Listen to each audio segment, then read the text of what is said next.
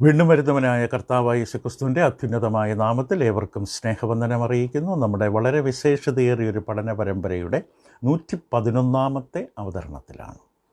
നമ്മുടെ പഠന വിഷയം റോമർക്കെഴുതിയ ലേഖനം. ഈ വിഷയ പഠനം ഒരു വിശ്വാസിയെ സംബന്ധിച്ച് അനിവാര്യമാണ്, അടിസ്ഥാനമാണ്, പ്രാധാന്യമുള്ളതാണ്.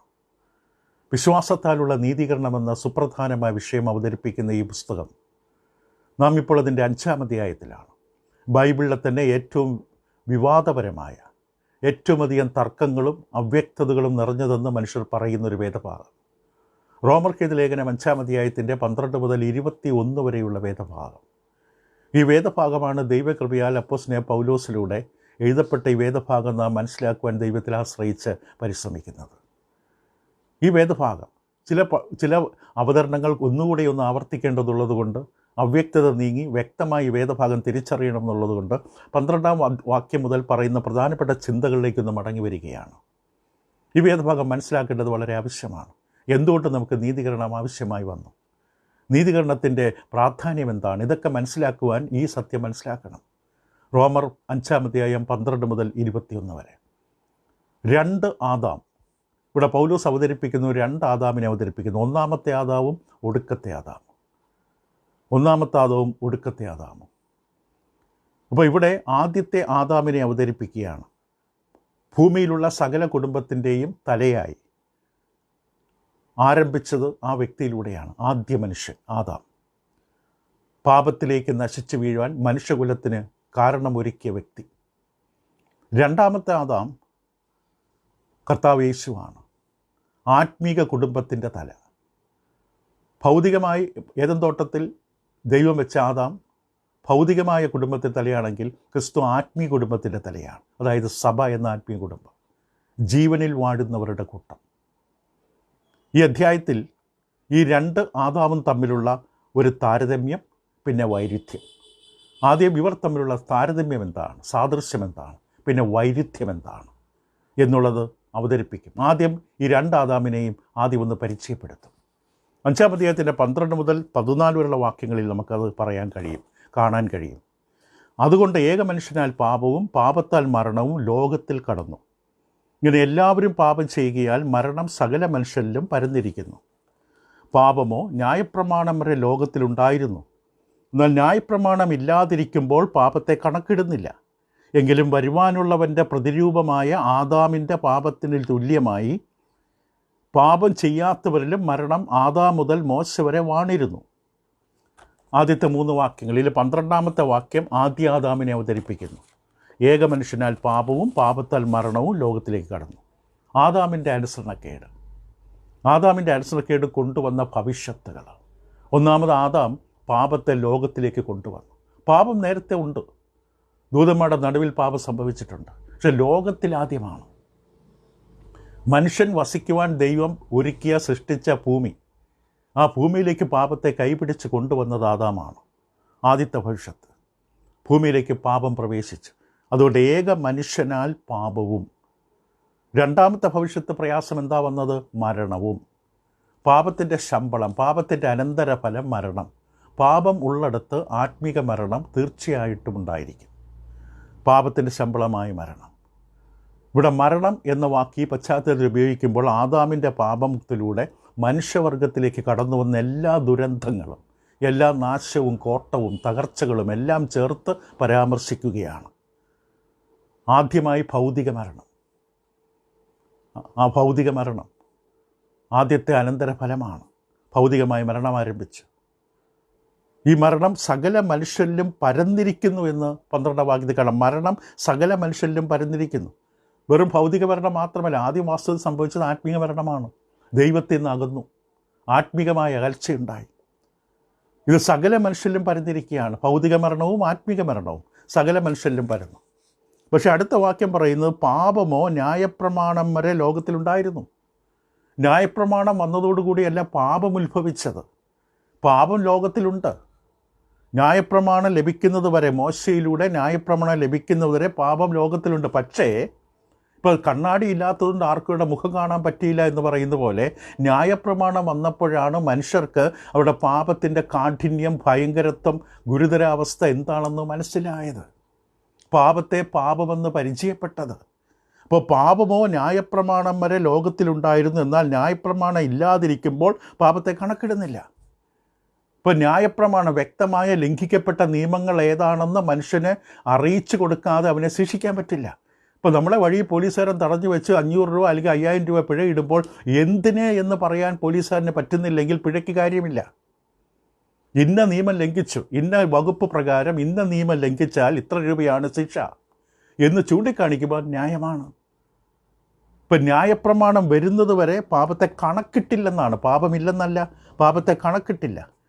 അബ്രഹാമിനെ കുറിച്ച് പറഞ്ഞപ്പോൾ ഉപയോഗിച്ച അതേ വാക്ക്. അബ്രഹാം ദൈവത്തെ വിശ്വസിച്ചു, അതുപോലെ നീതിയായി കണക്കിട്ടു. സൃഷ്ടി മുതൽ മോശയുടെ ന്യായപ്രമാണം വരെയും എഴുതപ്പെട്ട നിയമമില്ല, പക്ഷെ പാപമുണ്ട്. ആദാമിന് സംഭവിച്ച പാപം മുതൽ മോശയുടെ ന്യായപ്രമാണം വരെയുള്ള കാലത്ത് മനുഷ്യരിൽ പാപമുണ്ട്. അവിടെ മരണം വാഴുകയാണ്. അനേകർ മരിച്ചുകൊണ്ടിരിക്കുന്നു. അല്ലാതെ മോശയുടെ ന്യായപ്രമാണം വന്നതിന് ശേഷമല്ല ഭൂമിയിൽ മരണം വന്നത്. അതുകൊണ്ടാണ് ആദാമിൻ്റെ ലംഘനത്തിന് തുല്യമായി പാപം ചെയ്യാത്തതിലും മരണം ആദാം മുതൽ മോശ വരെ വാണിരുന്നു. ഒരു വലിയ ക്രൂരനായ രാജാവിനെ പോലെയാണ് മരണത്തെ അവതരിപ്പിച്ചത്. രാജാവായ മരണം വാഴുകയാണ്. ഇബ്രാഹിം 2:14 നമുക്കറിയാം. മക്കൾ ജഡരക്തങ്ങളോട് കൂടിയവരായതുകൊണ്ട് അവനും അവരെപ്പോലെ ജഡരക്തങ്ങളോട് കൂടിയവനായി മരണത്തിൻ്റെ അധികാരിയായ പിശാച്. മരണം വാഴുകയാണ്. ആദാമിൻ്റെ പാപം ഒരു പ്രത്യേകമാണ്. ആദാമിൻ്റെ പാപത്തിന് തുല്യമായി പാപം ചെയ്യാത്തതെന്ന് പറഞ്ഞാൽ ആദാമിന് ദൈവത്തിലെ നേരിട്ടുള്ള കൽപ്പന കിട്ടിയ വ്യക്തിയാണ്. ആദ്യ മനുഷ്യനാണ്. പാപരഹിതമായൊരു അന്തരീക്ഷത്തിൽ ജീവിച്ചവനാണ്. പർദീസ, സ്വർഗതുല്യമായ പർദീസയിൽ ദൈവം വെച്ച മനുഷ്യനാണ്. നേരിട്ട് ഇതിൻ്റെ കൽപ്പന കിട്ടിയവനാണ്. ഭൗതിക കുടുംബത്തിൻ്റെ തലയാണ്. ആദാമിനോട് ഇത്രമാത്രം വ്യക്തമായി ദൈവം കൽപ്പിച്ചതുപോലെ മറ്റാരോടും ഇങ്ങനെ കൽപ്പിക്കുന്നില്ല. ആദ്യ മനുഷ്യൻ. അതുകൊണ്ട് ആദാമിൻ്റെ പാപത്തിന് തുല്യമായി പാപം ചെയ്യാത്തവരും അവരിലും മരണം വാഴുന്നു. കാരണം പാപം എല്ലാവരിലും വാഴുന്നു. 14-ാം വാക്യത്തിൻ്റെ അവസാനം മുതൽ രണ്ടാമത്തെ ആദാമിനെ അവതരിപ്പിക്കുകയാണ്. ഇതുവരെ പറഞ്ഞ ചിത്രം വളരെ ഭയാനകമായ ഭയപ്പെടുന്ന ചിത്രമാണെങ്കിൽ 14-ാം വാക്യത്തിൻ്റെ അവസാന ഭാഗത്ത് ആദാമിൻ്റെ ലംഘന തുല്യമായി എങ്കിലും വരുവാനുള്ളവൻ്റെ പ്രതിരൂപമായ ആദാം മറ്റൊരു ആദാമിനെ അവതരിപ്പിക്കുന്നു. വരാൻ പോകുന്ന ആദാമിൻ്റെ പ്രതിരൂപം, നിഴൽ, സാദൃശ്യമാണ് ഇപ്പോഴത്തെ ആദാം, ഏദൻ തോട്ടത്തിലെ. വരാനുള്ള ആദാമിൻ്റെ പ്രതിരൂപമായ ആദാമിൻ്റെ ലംഘനം തുല്യമായി പാപം ചെയ്യാത്തവർ മരണം വാണു എന്നവിടെ കാണാം. വരാൻ പോകുന്ന ആദാമിൻ്റെ നിഴലാണ് ഏദൻ തോട്ടത്തിലുള്ള ആദാം. ഇനി 15 മുതൽ 17 വരെ ഈ രണ്ട് ആദാമും തമ്മിലുള്ള വൈരുദ്ധ്യം എന്താണ്, തുല്യത എന്താണ്, സാദൃശ്യം നമ്മൾ പിന്നീട് വിശദമായിട്ട് താഴെയുള്ള വേദഭാഗങ്ങൾ 18 മുതലാണ് കാണാൻ പോകുന്നത്. ആദ്യം രണ്ട് ആദാമിനെ അവതരിപ്പിച്ചു. ഇനി വൈരുദ്ധ്യം എന്താണ് 14-ന്റെ അവസാനം മുതൽ. എന്നാൽ 15 ലംഘനത്തിൻ്റെ കാര്യം ശ്രദ്ധിക്കുക. ഏറ്റവും വിവാദപരമായ വിഷയമെന്ന് നമ്മൾ പറഞ്ഞത്, ഏറ്റവും ബുദ്ധിമുട്ടുള്ള വേദഭാഗം എന്ന് പറഞ്ഞ്. അപ്പോൾ ഏറ്റവും അധികം ശ്രദ്ധ വേണം, ഏറ്റവും ജാഗ്രത വേണം. എന്നാൽ ലംഘനത്തിൻ്റെ കാര്യവും കൃപാവരത്തിൻ്റെ കാര്യവും ഒരുപോലെയല്ല. രണ്ടും തമ്മിൽ വ്യത്യാസം. ഒരുപോലെയല്ല എന്ന് പറയുമ്പോൾ തന്നെ വൈരുദ്ധ്യമാണ്, വ്യത്യാസമുണ്ട്. ഏത് കാര്യം തമ്മിൽ? ലംഘനത്തിൻ്റെ, ആദ്യത്തെ ആദാമിൻ്റെ ലംഘനവും കൃപാവരം, അത് രണ്ടാമത്തെ ആദാമിലൂടെ ലഭിച്ച കൃപാവരത്തിൻ്റെ കാര്യവും ഒരുപോലെയല്ല. ഈ വൈരുദ്ധ്യം തുടരുന്നു. ഏകൻ്റെ ലംഘനത്താൽ അനേകർ മരിച്ചു എങ്കിൽ ദൈവകൃപയും ഏകമനുഷ്യനായ യേശുക്രിസ്തുവിൻ്റെ കൃപയാലുള്ള ദാനവും അനേകർക്ക് വേണ്ടി ഏറ്റവും അധികം കവിഞ്ഞിരിക്കുന്നു. ഇത്ര വ്യക്തമായിട്ടാണ് വൈരുദ്ധ്യം കാണിച്ചിരിക്കുന്നത്. ഇത് വ്യക്തമായി മനസ്സിലാക്കാൻ കഴിയുന്ന വിഷയം തന്നെയാണ്. പിന്നെ എന്തിനാണ് ഇത്ര വിവാദം, എന്തിനാണ് ഇത്ര തർക്കം, എന്തിനാണ് ഇത്ര അവ്യക്തതയും സംശയവും? ദൈവമക്കളെ സംബന്ധിച്ച് ഇത് മനസ്സിലാക്കാൻ വളരെ അധികം ബുദ്ധിമുട്ടൊന്നുമില്ല. ശ്രദ്ധയോടുകൂടി വായിച്ച് പഠിച്ച് വിഷയങ്ങൾ മനസ്സിലാക്കിയാൽ സാധിക്കാവുന്നതേ ഉള്ളൂ. അപ്പോൾ വൈരുദ്ധ്യം ഒന്നാമതോടെ വ്യക്തമായി പറഞ്ഞു. എന്താണ് വൈരുദ്ധ്യം? ലംഘനത്തിൻ്റെ കാര്യവും കൃപാവരത്തിൻ്റെ കാര്യവും തമ്മിലുള്ള വൈരുദ്ധ്യം. അവിടെ ചില വാക്കുകൾ ഒരുപോലെയല്ല, അധികം കവിഞ്ഞിരിക്കുന്നു, ഏറ്റവും അധികം എന്നൊക്കെ പറയുന്ന വാക്കുകൾ ഈ വൈരുദ്ധ്യത്തെ കാണിക്കുകയാണ്. ആദ്യത്തെ ആദാമിനെ പോലെയല്ല രണ്ടാമത്തെ ആദാം, ആദ്യത്തെ ആദാമിൽ നിന്നും ഏറ്റവും അധികമായിട്ട്, അങ്ങനെ ആ വാക്കുകൾ തന്നെ കാണിക്കുന്ന വൈരുദ്ധ്യത്തെക്കാണ്. ആദ്യമായി ഈ രണ്ടുപേരുടെയും പ്രവൃത്തികളുടെ വൈരുദ്ധ്യം എന്താണ്? ഒന്നാമത്തെ ആദാവും രണ്ടാമത്തെ ആദാവും. കർത്താവ് യേശുവിനെ വിളിച്ച പേരാണ് രണ്ടാമത്തെ ആദാം, അല്ലെങ്കിൽ ഒടുക്കത്തെ ആദാം കൊരിന്ത ലേഖനത്തിൽ. എന്നാൽ കൊരിന്ത ലേഖനത്തിൽ ഇതിനെക്കുറിച്ച് നേരത്തെ പരാമർശനം പൗലോസ് പറഞ്ഞു കഴിഞ്ഞു. എന്നാൽ കൊരിന്ത ലേഖനം ഇതിന് ശേഷമാണ് റോമാലേഖനം വരുന്നത്. അപ്പോൾ ഇവിടെ രണ്ട് വ്യക്തികളുടെയും പ്രവൃത്തികൾ തമ്മിലുള്ള വ്യത്യാസം എന്താണ്? ആദാം പാപം ചെയ്തു, ക്രിസ്തു ത്യാഗമായി.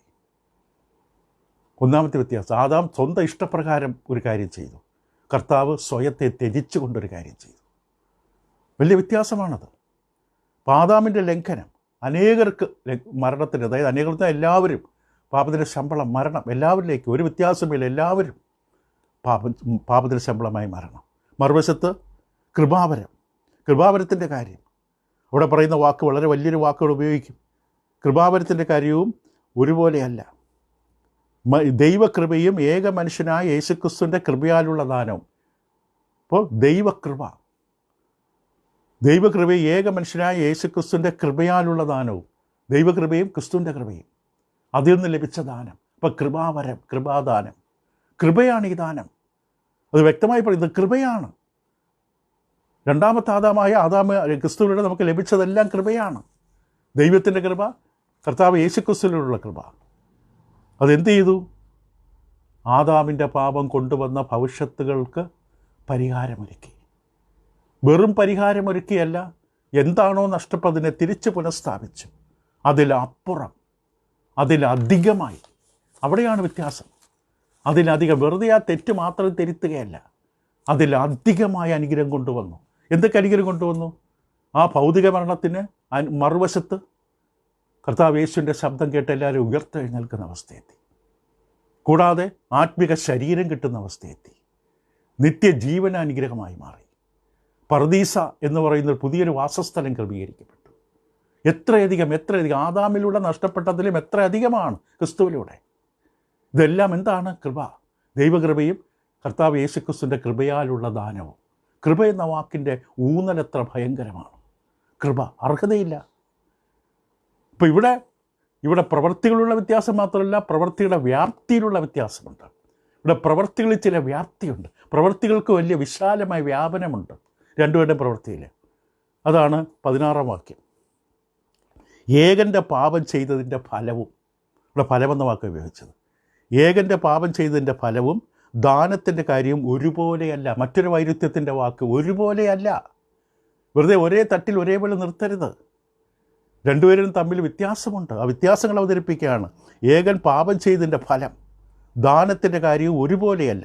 ഏകൻ്റെ പാപം ശിക്ഷാവിധി കൽപ്പിപ്പാൻ ഹേതുവായി തീർന്നു, കൃപാവരമോ അനേക ലംഘനങ്ങളെ മോചിക്കുന്ന നീതീകരണ വിധിക്ക് ഹേതുവായി തീർന്നു. അനേക ലംഘനങ്ങളെ മോചിക്കുന്ന നീതീകരണ വിധി, ഇതാണ് ഇവിടെ സംഭവിച്ചത്. ഏകൻ്റെ പാപം, യേശുക്രിസ്തുവിൻ്റെ കൃപാവരം, ഇത് തമ്മിലുള്ള വൈരുദ്ധ്യം. ഇപ്പം ദൈവത്തിൻ്റെ ദാനം ആദാമിൻ്റെ പാപത്തിൻ്റെ ഭവിഷ്യത്ത് തുടച്ചു മാറ്റുക മാത്രമല്ല, കൊണ്ടുവന്ന അനുഗ്രഹം വളരെ വലുതാണ്. ഇവിടെ പറഞ്ഞത് ഏകൻ പാപം ചെയ്തതിൻ്റെ ഫലവും ദാനത്തിൻ്റെ കാര്യം ഒരുപോലെയല്ല. ഏകൻ്റെ പാപം ശിക്ഷാവിധി കൽപ്പിപ്പാൻ ഹേതു, കാരണമായി. ആദാമിൻ്റെ പാപനിമിത്തം മനുഷ്യവർഗത്തിന് മേൽ ശിക്ഷാവിധി വന്നു. ആ ശിക്ഷാവിധിക്ക് കാരണമായി. അതാണ് ആദാമിന് പാപം ചെയ്തതിൻ്റെ ഫലം. മറുവശത്ത് കൃപാപരമോ അനേക ലംഘനങ്ങളെ മോചിക്കുന്ന നീതീകരണ വിധിക്ക് ഹേതുവായി. അനേക ലംഘനങ്ങൾ ലോകത്തിലുള്ള സകല മനുഷ്യർ, നമ്മൾ കഴിഞ്ഞ ദിവസം പറഞ്ഞു, ഇപ്പോൾ തന്നെ 750 കോടി ജനമുണ്ട്. ഇതുവരെ എത്ര കോടി ജനങ്ങൾ ഭൂമി ജീവിച്ചു. ഇവർ ഓരോരുത്തരും ചെയ്തു കൂട്ടിയ പാപങ്ങളുടെ ഭവിഷ്യത്ത്, അതിൻ്റെ വലിപ്പം എത്ര വലുതാണ്. ആ സകല പാപങ്ങളും, സകല ഭൂമി ഉണ്ടായത് ആദാം പാപം ചെയ്ത നാൾ മുതൽ ഇന്ന് വരെയുള്ള ഭൂമിയിലെ സകല മനുഷ്യരും ചെയ്ത സകല പാപത്തിൻ്റെ ഭയാനകമായ അതിൻ്റെ ഭവിഷ്യത്ത്, അതിന് നീക്കത്തരുവായി, അത് മോചിക്കാൻ കഴിയുന്ന നീതീകരണ വിധിക്ക് കർത്താവ് യേശുവിൻ്റെ ദാനം ഹേതുവായി. നമുക്ക് ചിന്തകൾ, നമ്മുടെ തലച്ചോറ് പൊട്ടിപ്പോകും. കാരണം ഒരു ചെറിയ 0 വോൾട്ട് ബൾബിലേക്ക് 1000 വാട്ട് പവർ കടത്തി വിടുന്ന പോലെ താങ്ങാൻ പറ്റില്ല, നമുക്ക് ചിന്തിക്കാൻ പറ്റില്ല. ഒരു പാപത്തിൻ്റെ ഫലമാണ് നമ്മൾ കണ്ടത് ആദാമിലൂടെ. ഒരു പാപത്തിൻ്റെ ഫലം ഇത്ര വലിയ ദുരന്തം ലോകത്തിന് കൊണ്ടുവന്നു. അപ്പോൾ ഇത്ര വലിയ കോടിക്കണക്കിന് മനുഷ്യരുടെ പാപത്തിൻ്റെ മുഴുവൻ ഫലവും, മുഴുവൻ ഭാണ്ഡവും, മുഴുവൻ ശാപവും ഒരു വ്യക്തി പരിഹരിച്ചു എന്ന് പറയുമ്പോൾ ആ വ്യക്തിയുടെ ദാനത്തിൻ്റെ വലിപ്പം എത്രയാണ്, ത്യാഗത്തിൻ്റെ വലിപ്പം എത്രയാണ്, രക്തത്തിൻ്റെ വിശുദ്ധി എത്രയാണ്. ചിന്തകൾക്കും അതീതമാണ്. ഇതാണ് ഇവിടെ പൗലോസ് അവതരിപ്പിക്കുന്നത് വ്യക്തമായിട്ട്. അപ്പോൾ ഇവിടെ രണ്ടാദാമും തമ്മിലുള്ള താരതമ്യം.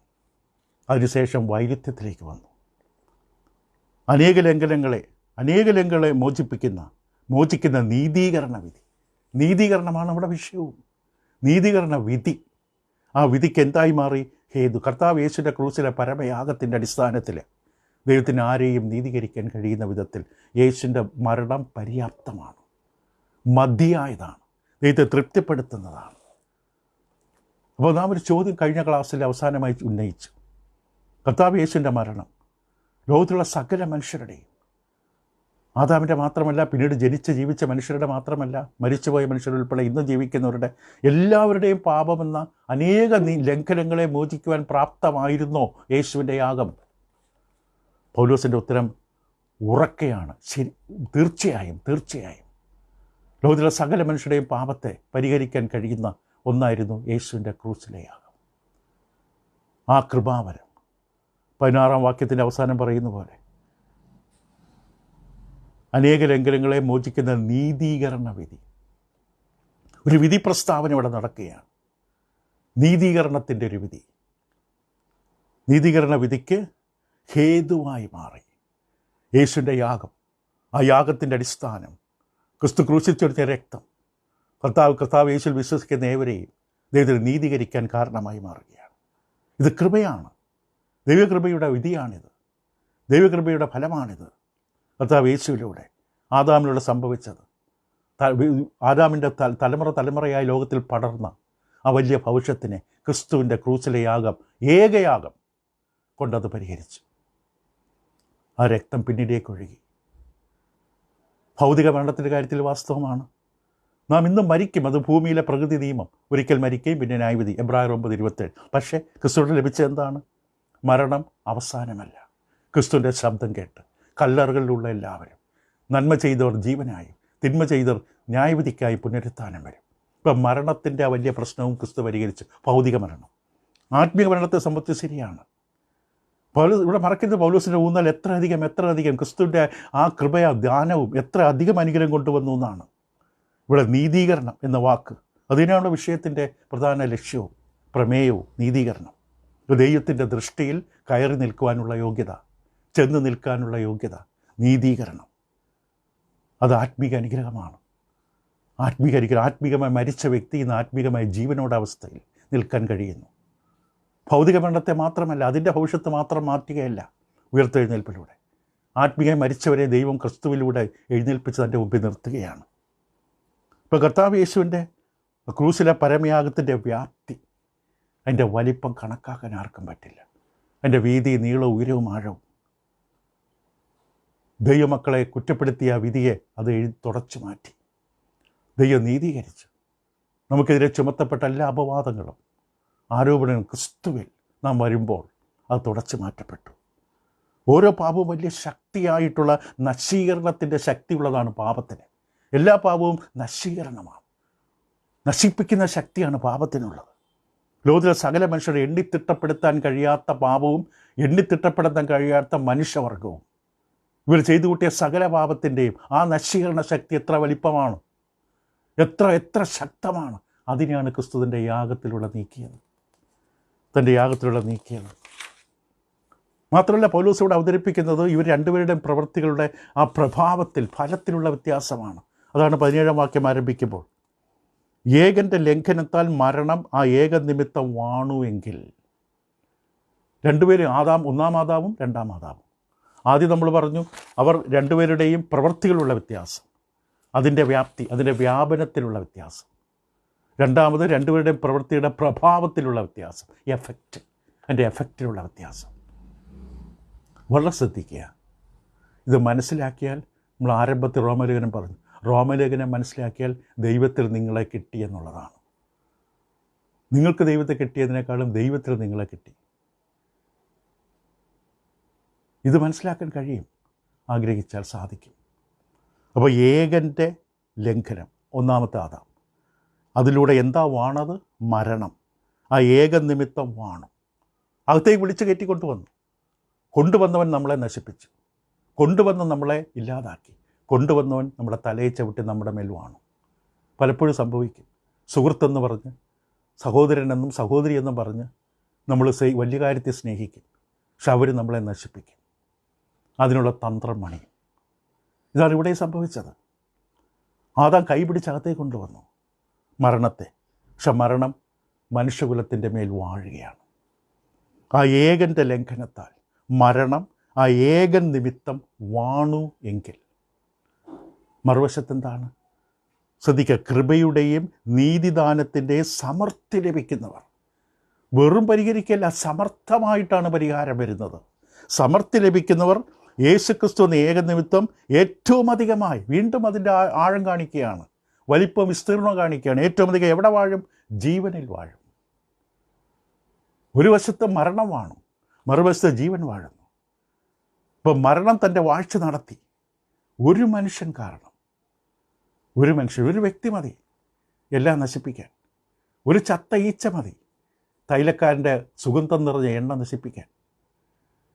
ആ ഒരു വ്യക്തി കൊണ്ടുവന്ന പാപം മരണം എന്ന ഭീകരമായ രാജാവിനെ, ഘോര രാജാവിനെ നമ്മുടെ തലയിൽ വാഴാൻ ഇരുത്താൻ ഇടവരുത്തി. പക്ഷെ മറുവശത്ത് പറഞ്ഞാൽ തീരില്ല വാക്കിൻ്റെ ആഴം. കൃപയുടെ നീതിദാനത്തിൻ്റെ സമൃദ്ധി ലഭിക്കുന്നവർ, കൃപയുടെയും നീതിദാനം, നീതിയുടെ ദാനം, അതിൻ്റെ സമൃദ്ധി ലഭിക്കുന്നവർ യേശുക്രിസ്തു എന്ന ഏക നിമിത്തം ഏറ്റവും അധികമായ ജീവനിൽ വാഴും. 3 കാര്യങ്ങൾ ഈ വൈരുദ്ധ്യത്തെക്കുറിച്ച് പറയാനുണ്ട്. ഒന്ന് മാത്രം ഒന്ന് സൂചിപ്പിച്ചിട്ട് ബാക്കി നാളെ തുടരാം. ഒന്നാമത്തെ വൈരുദ്ധ്യം എന്താണ്? നേരിട്ട് പറയുകയോ അന്തർലീനമായ 3 വൈരുദ്ധ്യങ്ങളിൽ ആദ്യത്തേത്, ഈ ദാനത്തിൻ്റെ ഫലം എന്താണ്? ഏറ്റവും അധികം ഏകൻ്റെ ലംഘനത്താൽ മരണം ഏകനിമിത്തമാണുവെങ്കിൽ, അപ്പോൾ ഏകൻ്റെ മരണത്താൽ വന്ന ആ അവസ്ഥയ്ക്കും ഏറ്റവും അധികമായിട്ട് ഒരു വാക്ക് ഇവിടെ ഉപയോഗിക്കുന്നത് സമൃദ്ധി എന്ന വാക്കാണ്. അവിടെ ഊന്നൽ കൊടുക്കുന്ന സമൃദ്ധി എന്ന വാക്ക്, ധാരാളമായിട്ടുള്ള സപ്ലൈ, റിച്ച് സപ്ലൈ എന്ന് ഇംഗ്ലീഷിൽ പറയാം. സമർത്ഥമായിട്ടാണ്, കോരി നിറയ്ക്കാൻ പറ്റുന്നില്ല, പാത്രം തികയുന്നില്ല. ആ പ്രവാചകൻ്റെ സമയത്ത് എണ്ണ നിറച്ച പാത്രം പോലെ, ക്രിസ്തുവിൻ്റെ കാലത്ത് 5 അപ്പവും 2 മീനും കൊണ്ട് പോഷിപ്പിച്ചതുപോലെ 12 കൊട്ട നിറച്ചെടുത്തിരിക്കുകയാണ്. കഴിച്ചിട്ടും അധികം സപ്ലൈ. ക്രിസ്തുവിലൂടെ ലഭിച്ചിരിക്കുന്നതിൻ്റെ അനുഗ്രഹത്തിൻ്റെ സമൃദ്ധി എത്ര അധികം എന്ന വാക്ക് ഇവിടെ കാണാം. നീതിദാനം, നീതീകരണം എന്ന വാക്ക് ഈ റോമാലേഖനത്തിലെ സുപ്രധാന വാക്കാണ്. ദൈവത്തിൻ്റെ ദൃഷ്ടിയിൽ കയറി ചെന്ന് നിൽക്കാൻ, യോഗ്യമായി നിൽക്കാനുള്ള അവകാശം അത് ക്രിസ്തുവിൻ്റെ യാഗത്താൽ. അപ്പോൾ വാക്യം വായിച്ച് അവസാനിപ്പിക്കട്ടെ. ഏകൻ്റെ ലംഘനത്താൽ മരണം ആ ഏകൻ നിമിത്തം വാണു എങ്കിൽ, വൈരുദ്ധ്യം, കൃപയുടെയും നീതിദാനത്തിൻ്റെയും സമൃദ്ധി ലഭിക്കുന്നവർ ക്രിസ്തുവിൽ വന്നിട്ടുള്ളവർക്കുള്ളതാണ്. കൃപയുടെ സമൃദ്ധി, നീതിദാനത്തിൻ്റെ സമൃദ്ധി ലഭിക്കുന്നവർ യേശുക്രിസ്തു നിമിത്തം. എല്ലാ അനുഗ്രഹങ്ങളും യേശുവിലാണ്. യേശുക്രിസ്തു എന്ന ഏകൻ നിമിത്തം, വേറൊരു മധ്യസ്ഥനില്ല, വേറൊരു രക്ഷാനാമമില്ല. ആ ഏകൻ നിമിത്തം ഏറ്റവും അധികമായി ദൈവം പറയുന്നത് കേൾക്കുക. ക്രിസ്തുവിൽ വന്നാൽ നിനക്ക് നഷ്ടപ്പെട്ട തിരിച്ചു കിട്ടുകയില്ല, അതിൻ്റെ എത്ര ഇരട്ടിയാണ് തിരിച്ചു തരാൻ പോകുന്നത്. ഞാൻ ക്രിസ്തുവിൽ വന്നപ്പോൾ അപ്പനെ നഷ്ടപ്പെട്ടു, അമ്മയെ നഷ്ടപ്പെട്ടു, കുടുംബം നഷ്ടപ്പെട്ടു, ബന്ധുക്കളെ, ചാർച്ചക്കാർ, ആര് പറഞ്ഞ് നഷ്ടപ്പെട്ടെന്ന്? നീ യഥാർത്ഥ ദൈവപൈതലാണെങ്കിൽ, നീ കർത്താവിൽ വന്നിട്ടുണ്ടെങ്കിൽ യഥാർത്ഥ ക്രിസ്തുവിൻ്റെ സഹോദരങ്ങളെ നിനക്ക് കിട്ടും. പക്ഷേ കള്ളസഹോദരന്മാരുണ്ട്, കള്ള സഹോദരിമാരുണ്ട്, സൂക്ഷിച്ചോണം. യഥാർത്ഥ സഹോദരവർഗത്തെ കിട്ടും. ഭൂമി ഇതുവരെ കിട്ടാനില്ലാത്ത സ്നേഹവും അംഗീകാരവും ബഹുമാനവും ആദരവും നമുക്ക് ലഭിക്കും. സമൃദ്ധിയുടെ ജീവൻ. അപ്പം അതാണ് ദൈവം നമുക്ക് വാഗ്ദാനം ചെയ്യുന്നത്. ഏകനിമിത്തം ഏറ്റവും അധികമായി ജീവനിൽ വാഴും, ശരിക്കും ജീവിക്കും. ക്രിസ്തുവിൽ വരുമ്പോഴാണ് ശരിക്കും ജീവിക്കുന്നത്. മറ്റേത് മരിച്ചവർ തങ്ങളുടെ മരിച്ചവരടക്കട്ടെ എന്ന അവസ്ഥയാണ്. ഇപ്പം തുടരാം. വൈരുദ്ധ്യങ്ങൾ 2ഉം 3ഉം നമുക്ക് അടുത്ത ദിവസം ചിന്തിക്കാം. ഇതാണ് ക്രിസ്തുവിലുള്ള അനുഗ്രഹം. 1-ാം ആദാവും 2-ാം ആദാവും ആദ്യം അവതരിപ്പിച്ചു, പിന്നീട് വൈരുദ്ധ്യങ്ങൾ അവതരിപ്പിച്ചു. എന്താണ് ഇവർ തമ്മിലുള്ള വ്യത്യാസം? ഇവിടെ പ്രവൃത്തിയിലുള്ള വ്യത്യാസം, പ്രവൃത്തിയുടെ വ്യാപനത്തിലുള്ള വ്യത്യാസം, പ്രവൃത്തിയുടെ ഫലത്തിലുള്ള വ്യത്യാസം. വെറുതെ ഒരു പ്രശ്നം പരിഹരിക്കുകയല്ല, ആ പ്രശ്നം പരിഹരിക്കാൻ വന്ന 2-ാമത്തെ ആദാം അധികമായി, ഏറ്റവും അധികമായി, സമർത്ഥമായി പ്രശ്നം അനുഗ്രഹിച്ചു, പരിഹരിച്ചു. ഇതാണ് ക്രിസ്തുവിലുള്ള ഒരു അനുഗ്രഹം. ദൈവം നിങ്ങളെ സഹായിക്കട്ടെ. തുടരാം അടുത്ത ദിവസം. Thank you.